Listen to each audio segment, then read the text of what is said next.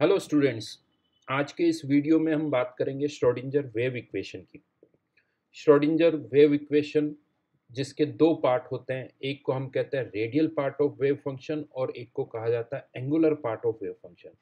अगर आपने पिछले कुछ सालों में क्वेश्चंस देखे हैं जेई के एडवांस के, तो आपने देखा होगा कि इस तरह के क्वेश्चंस आते हैं कि बताइए जो एक्सप्रेशन है ये कौन से ऑर्बिटल का है, यानी ये 3x 3s का है या 3p का है या 3px का है या 3py का है। यानी इक्वेशन देख के हमें ये जज करना होता है कि ये जो इक्वेशन है ये कौन से ऑर्बिटल की है, क्योंकि जैसा हम सबको पता है कि कोई भी जो ऑर्बिटल होता है वो एक तरह का एक इलेक्ट्रॉन है और एक इलेक्ट्रॉन को हम एक इक्वेशन से रिप्रेजेंट करते हैं। तो जो वेव फंक्शन होता है वो एक तरह से आप ये बोल सकते हो कि वो एक इलेक्ट्रॉन को रिप्रेजेंट कर रहा है, या जो वेव फंक्शन होता है वो एक ऑर्बिटल को रिप्रेजेंट कर रहा है।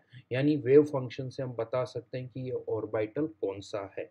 लेकिन किसी भी ऑर्बिटल के बारे में पूरी इंफॉर्मेशन देने के लिए हमें उनके दो पार्ट को कंसिडर करना पड़ता है, एक radial part of wave function को और दूसरा angular part of wave function को। इसके साथ साथ इन वेव इक्वेशन से हम उनके कर्व्स भी प्लॉट कर पाते हैं। और जैसा आपने देखा होगा जेई में इस तरह के भी क्वेश्चंस आए हैं कि अगर हम इसके कर्व प्लॉट करेंगे तो कर्व कैसा होगा। कर्व भी अलग अलग पैरामीटर्स के बीच में प्लॉट होते हैं, जैसे वेव फंक्शन वर्सेस आर का कर्व प्लॉट होता है, वेव फंक्शन का स्क्वायर जिसे हम प्रोबेबिलिटी डेंसिटी बोलते हैं वर्सेस आर का कर्व प्लॉट होता है, और इसके अलावा एक और तरह के कर्व भी हम प्लॉट करते हैं।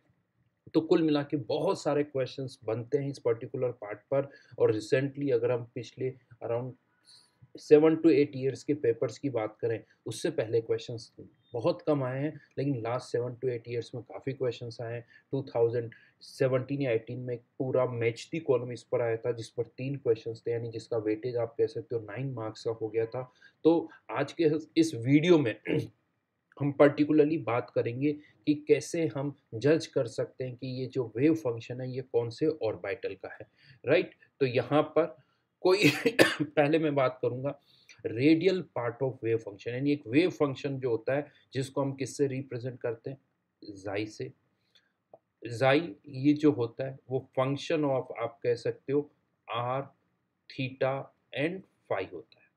राइट, जिसमें आर जो है वो डिस्टेंस फ्रॉम द ओरिजिन है, थीटा और फाई एंगल है। ये थीटा जेड एक्सिस से एंगल होता है और फाई जो होता है वो उस पॉइंट का प्रोजेक्शन होता है एक्स वाई प्लेन पर, और फिर उसका हम एक्स एक्सिस से एंगल लेते हैं। यानी ये पता होना चाहिए, क्योंकि फिजिक्स और केमिस्ट्री में थीटा और फाई को लेके साइन कन्वेंशन जो है वेरी करता है। जैसे अगर मैं आपको यहाँ पर बताऊँ, ये एक्स वाई जेड एक्सिस अगर मैं यहाँ पर ड्रॉ कर रहा हूँ, ये कोई पॉइंट है जिसके कोऑर्डिनेट्स लेट्स से अभी हम ड्रॉ कर रहे हैं। ये एक पॉइंट मैंने ले लिया जिसके कोऑर्डिनेट है आर, थीटा और फाई। इस पॉइंट की ओरिजिन से जो डिस्टेंस होती है वो तो होती है आर। इस पॉइंट को अगर आप, ये जेड एक्सिस है, ये एक्स एक्सिस है और ये वाई एक्सिस है, तो जेड एक्सिस से जो एंगल होता है इस पॉइंट का ये होता है थीटा।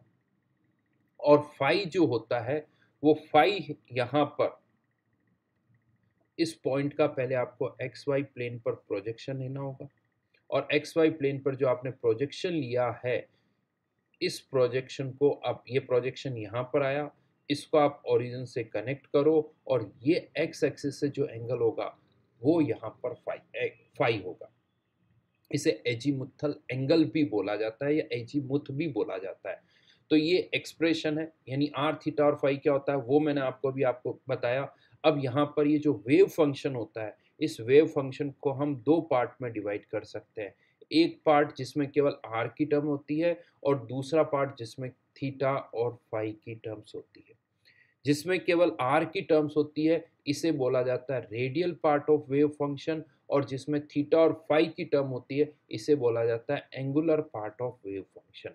क्योंकि एंगल से एसोसिएटेड है इसीलिए इसे हम बोलते हैं angular part of wave function, और इसे बोला जाता है radial part of wave function. In fact जो radial part of wave function होता है ज़्यादातर मैं आपको बता दूं उसको हम ऐसे रिप्रेजेंट करते हैं, कैपिटल आर एक तरह से जो कि फंक्शन ऑफ आर है, यानी this is known as radial part of wave function, और इसे बोला जाता है angular part of wave function. कुछ और इंटरेस्टिंग फैक्ट्स मैं आपको बता रहा हूँ, क्योंकि ये जो डेरिवेशन है ये तो काफ़ी ज़्यादा कॉम्प्लिकेटेड है। तो डेरिवेशन हमारे सिलेबस में नहीं है, तो हमें कुछ फैक्ट्स याद रखने होंगे इससे रिलेटेड। तो जो ये radial part of wave function होता है, ये 2 क्वांटम नंबर्स पर डिपेंड करता है। मतलब इसके एक्सप्रेशन में 2 क्वांटम नंबर्स अपीयर होते हैं, n और l। और जो angular part of wave function होता है उसमें भी 2 क्वांटम नंबर्स होते हैं, l और m। यस, यहाँ पर स्पिन क्वांटम नंबर नहीं होता है, यानी स्पिन क्वांटम नंबर पहले नहीं आया था पिक्चर में, ये लेटर ऑन पिक्चर में आया है। तो इनिशियली जो श्रोडिंगर इक्वेशन थी आप कह सकते हो उसमें 3 ही क्वांटम नंबर थे, n, l और m। अब यहाँ पर बेसिकली जो हमारा पर्पस है वो राइट नाउ रेडियल पार्ट है ये, और एंगुलर पार्ट। यानी हमें ये देखना है कि ये जो radial part of wave function है ये आर के साथ कैसे वेरी करता है, अलग अलग ऑर्बिटल्स के लिए 1s के लिए कैसे वेरी करता है, 2s के लिए कैसे वेरी करता है, 3s के लिए कैसे वेरी करता है, 2p के लिए कैसे करता है, 3p के लिए कैसे करता है। तो ये इस वीडियो में हम आज डिस्कस करने जा रहे हैं कि दिस रेडियल पार्ट ये कैसे वेरी करेगा, और फिर एंगुलर पार्ट की भी हम बात करेंगे। वो टाइम पर देखेंगे कितना टाइम हमारे पास अवेलेबल है, नहीं तो आज की वीडियो में हम केवल radial part of wave function की ही बात करेंगे। अब ये जो radial part of wave function है ये क्या बता रहा है कि जैसे जैसे आर चेंज हो रहा है इस रेडियल पार्ट की वैल्यू कैसे वेरी करती है। तो इसके लिए हमें एक्सप्रेशन पता होना चाहिए कि एक्सप्रेशन क्या है। तो लकीली इसका एक जनरल एक्सप्रेशन हम यहाँ पर लिख सकते हैं। तो जो radial part of wave function है, this radial part of wave function, ये कुछ इस तरह से वेरी करता है। इसमें एक तो कोई कांस्टेंट टर्म होती है जिसकी वैल्यू कुछ भी हो सकती है, डजेंट मैटर वो 2 हो या 3 हो या 4 हो या 5 हो। तो एक कांस्टेंट टर्म होती है। उसके अलावा एक और टर्म यहाँ पर आती है 1/a0 की पावर 3/2, जहाँ पर ए नोट जो है वो आप कह सकते हो इसकी वैल्यू होती है 0.529 एंगस्ट्रॉम, जिसे हम फर्स्ट बोहर रेडियस भी बोलते हैं। 0.529 एंगस्ट्रॉम, इसकी पावर रूट 3/2। ये भी एक तरह से फिक्स है, इसे भी आप कांस्टेंट की तरह ट्रीट कर सकते हो, बट ये हर एक में कॉमन होती है इसीलिए इसको मैंने अलग से लिख दिया। जबकि सी की वैल्यू 1s के लिए अलग होगी, 2s के लिए अलग होगी, 3s के लिए अलग होगी। उसके बाद यहाँ पर एक टर्म आती है जिसे हम कहते हैं सिग्मा की पावर एल। जहाँ ये सिग्मा क्या होता है, तो सिग्मा जो होता है हाइड्रोजन एटम के लिए मैं बात कर रहा हूँ, तो sigma equals to 2r/n a0, जहाँ पर ए नोट ऑलरेडी आपको पता है क्या होता है, आर डिस्टेंस हो गई, एन प्रिंसिपल क्वांटम नंबर हो गया। यानी आप कह सकते हो कि इस रेडियल पार्ट में दोनों क्वांटम नंबर आ गए, एल तो यहाँ दिख ही रहा है और यहाँ से एन की टर्म भी आ गई। देन यहाँ पर एक और टर्म होती है ई की power minus sigma. Sigma obviously 1s का अलग होगा, 2s का अलग होगा, क्योंकि n की वैल्यू चेंज करेंगे तो सिग्मा की वैल्यू भी चेंज होगी। उसके बाद यहाँ पर एक इक्वेशन आती है r की, यानी equation of r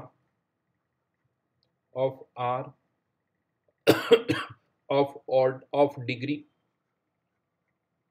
n minus L minus one. जैसे डिग्री मतलब एक लीनियर इक्वेशन जो होती है उसकी डिग्री 1 होती है, क्वाड्रेटिक की डिग्री 2 होती है, क्यूबिकल की डिग्री 3 होती है। तो यहाँ पर एक तो जो इक्वेशन है वो x की नहीं है, यहाँ पर इक्वेशन किसकी है, r की। और उसकी डिग्री क्या है, यानी हाईएस्ट पावर ऑफ r जो है वो किसके बराबर होगी, n minus L minus one के बराबर होगी। ये एक एक्सप्रेशन, जनरल एक्सप्रेशन मैंने यहाँ पर लिखा है। इसको अब हम अलग अलग ऑर्बिटल्स के लिए भी लिख सकते हैं। अलग अलग ऑर्बिटल्स के लिए एक्सप्रेशन क्या होगा वो हम यहाँ पर डिस्कस करेंगे। तो सबसे पहले जैसे अगर मैं बात करता हूँ, नेक्स्ट पेज पर आ जाते हैं 1s के लिए। चलो एक बार मैं एक्सप्रेशन जो वहाँ था वापस से लिख देता हूँ ताकि बार बार हमें पीछे देखना ना पड़े।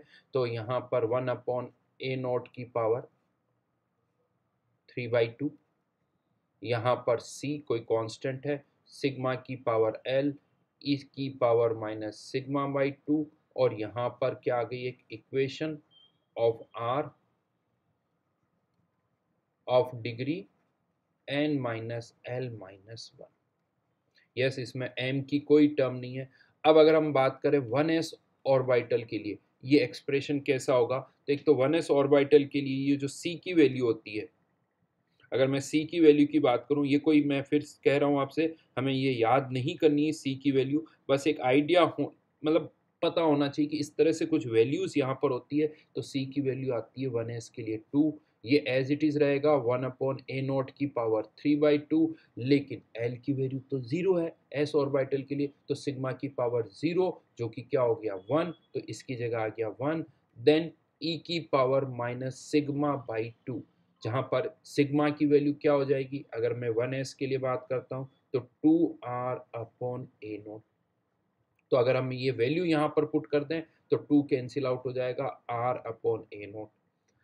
Equation of r of degree n minus L minus one, तो राइट नाउ 1s के लिए n minus L minus one की वैल्यू क्या हो गई 0, यानी डिग्री ही 0 है, मतलब कोई इक्वेशन ही नहीं है। डिग्री 1 होती तो लीनियर होता, डिग्री 2 होती तो क्वाड्रेटिक होता, यहाँ डिग्री 0 आ गई, मतलब राइट नाउ ये कोई एक्सप्रेशन यहाँ पर नहीं है। तो यहाँ पर 1s का एक्सप्रेशन हमारे पास आ गया, जिसको आप कुछ शॉर्ट में ऐसे लिख सकते हो, 2/a0 की पावर 3/2 e की पावर माइनस r/a0। यही अगर हम 2s की बात करें, एक 2s ऑर्बिटल के लिए एक्सप्रेशन कैसा होगा, तो 2s के लिए एक तो इस कांस्टेंट की वैल्यू बदल जाती है 2√2, 1/a0 की पावर 3/2 एज इट इज रहेगा, सिग्मा की पावर l, 2s के लिए भी l तो 0 ही है, तो यहाँ पर भी ये वैल्यू 1 आ जाती है, e की पावर माइनस, अब यहाँ पर एक 2 का फैक्टर और आ जाएगा, तो ये वैल्यू आ जाती है r/2a0। चाहो तो आप यहाँ पर सिग्मा की वैल्यू अलग से लिख दो, मल्टीप्लाइड बाय, अब यहाँ पर इस बार n minus L minus one की वैल्यू 1 आएगी, 2 माइनस 0 माइनस 1, यानी एक इक्वेशन, लीनियर इक्वेशन यहाँ पर आती है, जो कि आती है 2 माइनस सिग्मा। मैं ये सिग्मा की वैल्यू यहाँ पर अलग से लिख रहा हूँ इस पर्टिकुलर पार्ट के लिए, 2s के लिए, तो सिग्मा विल बी 2r/2a0, यानी r/a।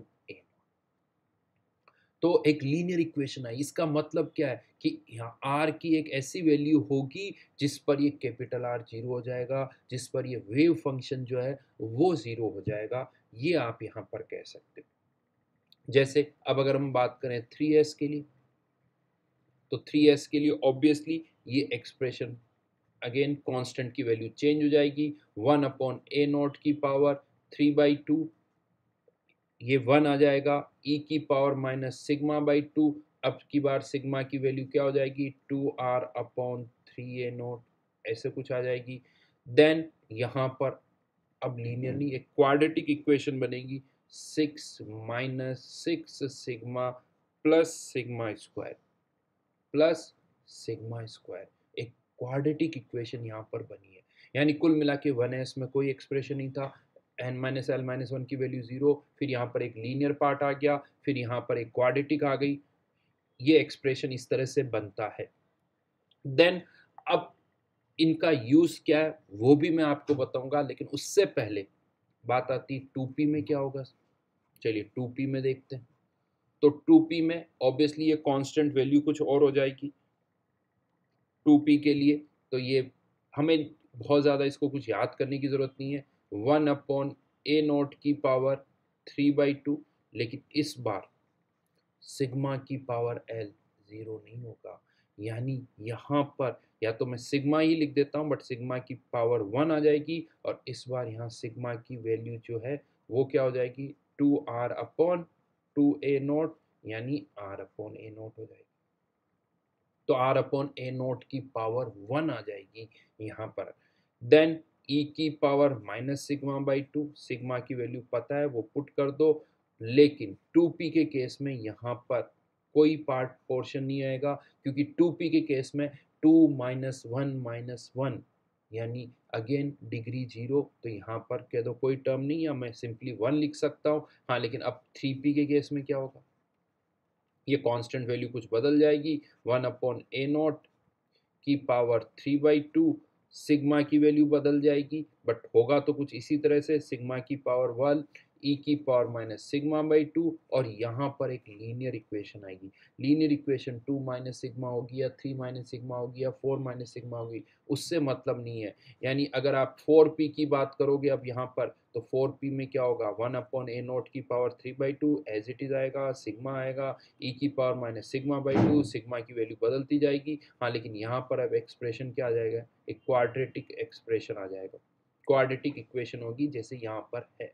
और 3p के केस में क्या होगा, अब 3p से जब आप स्टार्टिंग करोगे तो कहाँ चेंज आएगा, 3p में यहाँ पर 3d नॉट 3p, 3d में क्या चेंज आएगा, एक कांस्टेंट वैल्यू 1/a0 की पावर 3/2 सिग्मा की पावर 2 हो जाएगा, ई की पावर माइनस सिग्मा बाई 2, और 3p के केस में 1 आ जाएगा, 4p के केस में लीनियर इक्वेशन आ जाएगी, 5p के केस में एक क्वाड्रेटिक इक्वेशन आ जाएगी। इसी तरह से चेंजेस होते रहेंगे।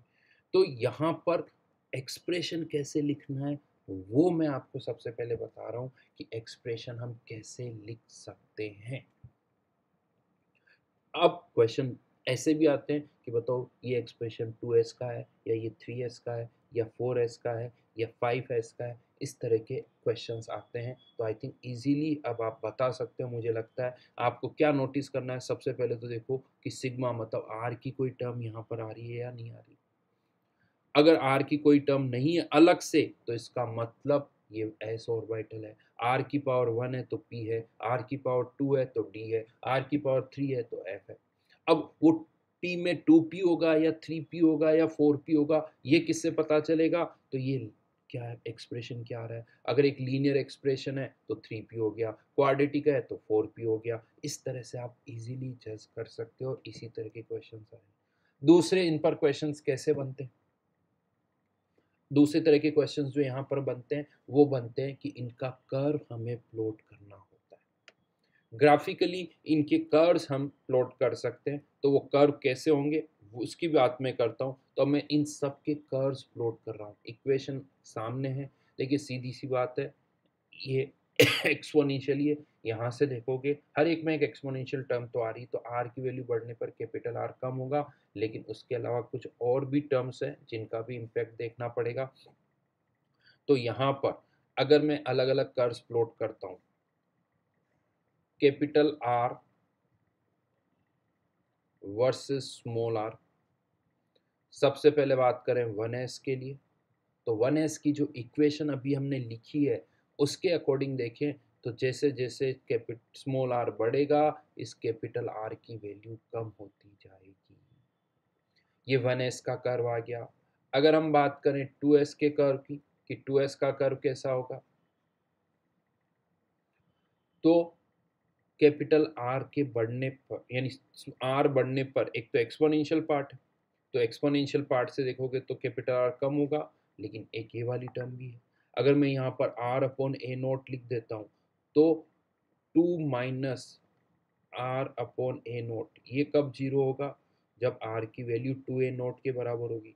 मतलब 2a नोट डिस्टेंस पर ये कैपिटल आर जीरो हो जाएगा, मतलब ये कर्व एक्स एक्सिस को टच करेगा, मतलब ये कर्व कुछ ऐसे जाएगा, ये डिस्टेंस कितनी हो जाएगी 2a नोट, और उसके बाद वापस ये कब जीरो होगा एट इन्फानेट, तो ये इन्फानेट पर वापस टच करेगा। यानी एक बार ये एक्स एक्सिस को कट कर रहा है, मतलब अगर n माइनस एल माइनस 1 की वैल्यू 1 है तो एक बार कट करेगा, 0 है तो एक भी बार कट नहीं कर रहा है, इन्फानाइट को काउंट नहीं करोगे, इन्फानाइट मतलब कट नहीं कर रहा। और यही अगर 3s आया तो, यही अगर 3s आया तो 2 बार कट करेगा, यानी ये इस तरह से। लेकिन यहाँ पर एक चीज़ ध्यान रखना, पहले वैल्यू नेगेटिव होगी फिर वापस कट करेगा तो वैल्यू पॉजिटिव होगी, इस तरह से ये कर्व आएगा। इसमें अगेन एक दो पॉइंट्स और ध्यान रखना, ये जो हाइट है ना ये कम होती जाएगी, ये हाइट यहाँ ज़्यादा फिर कम, अगर बाय द वे एक बार और कट कर रहा है तो फिर और कम होती जाएगी, यानी 1s 2s 3s। अगर मैं आपसे बोलूँ 4s का कर्व कैसा होगा, तो 4s का कर्व ये 2 बार कट करेगा, यहाँ पर वो इसको 2 बार कट करेगा। देन आई थिंक 4s इन सब के कर्व प्लॉट कर सकते हो। बट अगर मैं अब कर्व प्लॉट करता हूँ 2px का, 2p का कर्व कैसा होगा, तो 2p का कर्व, अब 2p के कर्व में क्या हो रहा है कि एक r की टर्म्स में एक r की टर्म भी आ गई। r की वैल्यू जैसे ही जीरो होगी कैपिटल R भी जीरो होगा, मतलब ये कर्व ओरिजिन से स्टार्ट होगा। तो यहाँ पर एक तो r की टर्म है, एक e की पावर की टर्म है, तो इसका जो कर्व होता है वो कुछ इस तरह से होता है, ओरिजिन से स्टार्ट होता है, एक मैक्सिमम तक जाता है, फिर वापस कम होता है। ये किसका कर्व हो गया, 2p का। अगर हम बात करें 3p का कर्व कैसा होगा, तो 3p के लिए यहाँ पर एक बार वो कट करेगा एक्स एक्सिस को, क्योंकि 2p में तो n-l-1 की वैल्यू 0 आ गई, बट 3p में n-l-1 की वैल्यू निकाल सकते हो आप, 3-1 -1 यानी 1, मतलब ये एक्स एक्सिस को एक बार कट करेगा, तो इसका कर्व कुछ ऐसा होता है। अगर यही आप 4p के लिए ड्रॉ करोगे तो 4p के लिए ये कर्व 2 बार कट करेगा, ऐसा कुछ होगा। ये 4p का कर्व हो गया। इसी तरह से 5p का कर्व बना सकते हो। और अब जब हम d के बात करते हैं, d ऑर्बिटल की बात करते हैं, तो उसमें क्या चेंज हुआ, एक r की बजाय r स्क्वायर हो गया। तो r से r स्क्वायर हो या यहाँ r क्यूब हो, कर्व के शेप में कोई खास डिफरेंस नहीं आता है, वैल्यूज बढ़ जाती है, यानी कर्व दिखने में वैसे ही दिखता है। तो अगर मैं 3d के कर्व की बात करूं तो 3d का कर्व और 2p का कर्व ये एक जैसा होगा, इनमें कोई डिफरेंस नहीं होगा, बस ये है कि वैल्यूज बदल जाएगी। तो 3d का कर्व भी ऐसे ही होगा, ये 4d का कर्व भी ऐसे ही होगा, यहाँ पर किसका होगा, 5d का कर्व। अगर हम बात करें 4f का कर्व ऐसा होगा, 5f का कर्व ऐसा होगा, 6f का कर्व इस तरह से कुछ, यानी हम कर्व आइडेंटिफाई कर सकते हैं। उसके बाद कर्व हम एक तो r वर्सेस कैपिटल इसके प्लॉट करते हैं, इसके अलावा r स्क्वायर के कर्व भी प्लॉट किए जाते हैं। जब आप r स्क्वायर के कर्व प्लॉट करोगे तो 1s की अगर मैं बात करता हूं तो 1s में तो कोई चेंज नहीं होगा, क्योंकि एक्सपोनेंशियल है, e की पावर -x, उसका स्क्वायर करोगे तो e की पावर -2x, कर्व तो वैसे ही रहेगा, वैल्यूज बदल जाएगी डेफिनेटली। हाँ, लेकिन 2s के केस में वैल्यूज का स्क्वायर हो जाएगा, लेकिन जो नेगेटिव है वो भी तो पॉजिटिव हो जाएगी। तो 2s के लिए अगर मैं बात करूं तो 2s के लिए जो कर्व होगा वो कुछ ऐसा हो जाएगा। ये 2s के लिए कर्व हो गया। कौन से कर्व की बात कर रहा हूं मैं, r स्क्वायर वर्सेस r की कर्व, जिसे हम रेडियल प्रोबेबिलिटी डेंसिटी भी बोलते हैं। ये रेडियल प्रोबेबिलिटी डेंसिटी का कर्व है। ऑब्वियसली 3s का भी प्लॉट कर सकते हो, यानी कुल मिला के r स्क्वायर में कर्व का शेप वैसा ही रहेगा। अगर कोई वैल्यू नेगेटिव है तो वो वैल्यू पॉजिटिव हो जाएगी। यानी अगर मैं यहाँ पर बात करूँ तो 3p के केस में क्या होगा, ये जो कर्व नीचे जा रहा है वो ऐसे चला जाएगा, यहाँ पर ये कर्व ऐसे जो आ रहा है वो ऐसे आ जाएगा। इस तरह से ये चेंजेस यहाँ पर हो जाएंगे, राइट। तो कर्व कैसे प्लॉट करना है, ये कर्व अगर गिवन है तो कर्व कैसा दिखेगा वो हमने यहाँ पर आइडेंटिफाई किया है, ठीक है। तो अभी बहुत सारी चीज़ें यहाँ पर एक ही साथ में सारी नहीं बता रहा हूँ, पहले आप इस पर थोड़ा फोकस करिए। इसके अलावा कुछ पार्ट और है, वो भी अभी हम बात करेंगे। अभी कर्व भी और सारे यहाँ पर प्लॉट होते हैं, तो आज के वीडियो में हम इतना ही डिस्कस करेंगे, और धीरे धीरे इस तरह की और बहुत सारी बातें हम करेंगे। बट इसको अच्छी तरह से देखिए, जेई के लिए, जेई मेंस या जेई एडवांस, जेई एडवांस में तो क्वेश्चंस आ ही रहे हैं, बट जेई मेंस में भी इस तरह के क्वेश्चंस पूछे जा सकते हैं। उसकी प्रोबेबिलिटी और ज़्यादा होती है, क्योंकि जब जब जेई एडवांस में क्वेश्चन आते हैं तो फिर उनकी प्रोबेबिलिटी जेई मेंस में भी बढ़ती जाती है। तो आज की वीडियो में तो इतना ही करते हैं, इसके अलावा कुछ और मैं आपको बताऊंगा नेक्स्ट वीडियो में। Okay, thank you.